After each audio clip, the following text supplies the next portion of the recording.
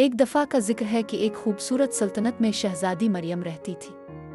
شہزادی مریم نہ صرف خوبصورت تھی بلکہ بہت ذہین اور نیک دل بھی تھی۔ وہ اپنے لوگوں کی فلاح و بہبود کے لیے ہمیشہ فکر مند رہتی تھی۔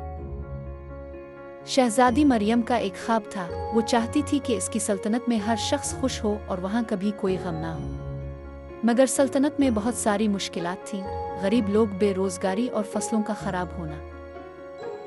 ایک دن شہزادی مریم اپنے باغ میں چہل قدمی کر رہی تھی جب اچانک ایک بزرگ جادوگرنی اس کے سامنے آئی۔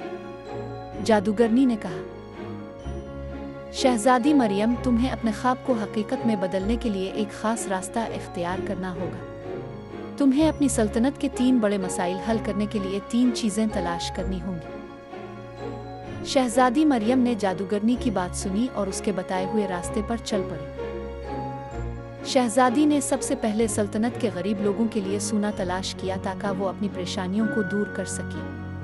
وہ ایک غار میں داخل ہوئی جہاں اسے ایک گلاب کا درخت ملا جس کے پھول سونے سے بھرے ہوئے تھے۔ دوسرا مسئلہ فصلوں کا خراب ہونا تھا۔ شہزادی مریم نے ایک جادوئی بیج تلاش کیا جو ہر زمین کو زرخیز بنا دیتا تھا۔ آخرکار بے روزگاری کا مسئلہ تھا۔ شہزادی نے ایک جادوئی کتاب حاصل کی جس میں اس بات کا راز تھا کہ کیسے ہر شخص کی صلاحیتوں کو پہچانا جائے اور انہیں کام کے مواقع دیے جائیں۔ شہزادی مریم نے ان 3 چیزوں کو واپس لے کر اپنی سلطنت میں ان کا استعمال کیا۔ اس کے بعد سلطنت میں خوشحالی آئی۔ لوگ خوشحال ہوئے، فصلیں بھرپور ہوئیں اور ہر شخص کو روزگار مل گیا۔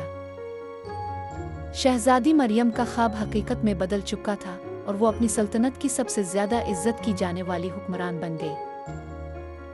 اخلاقی سبق: حقیقی طاقت اور خوشی لوگوں کی مدد اور ان کی فلاح میں ہے۔ جب ہم دوسروں کے لیے کچھ اچھا کرتے ہیں تو ہمیں بھی سکون اور خوشی ملتی ہے۔